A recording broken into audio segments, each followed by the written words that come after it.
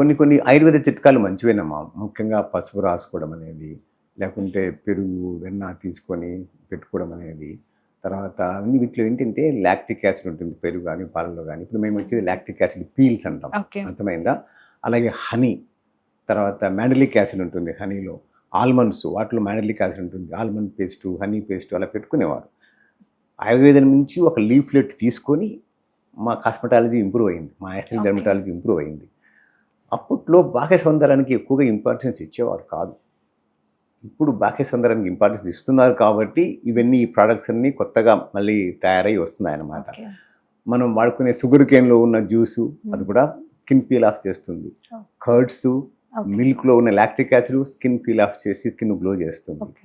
మీకు క్లియోపాత్ర తెలుసు కదా! హ్మ్. మిల్క్‌లో స్నానం ఆడేవారు. హ్మ్. అవునా కాదా? హ్మ్. సో, ఎందుకు తను కొంచెం డార్క్‌గా ఉండేది కొంచెం వైట్ అవ్వాలని చెప్పి. ఓకే. అవన్నీ ఎప్పటినుంచో ఉన్నాయి. కానీ అది only there were limited to elite people. They were okay. Limited to elite people. Now everybody has become elite. Hmm. So, అందుకని ఈ బాహ్య సౌందర్యం ఎక్కువ అవుతుంది. ఇంపార్టెన్స్ ఎక్కువ.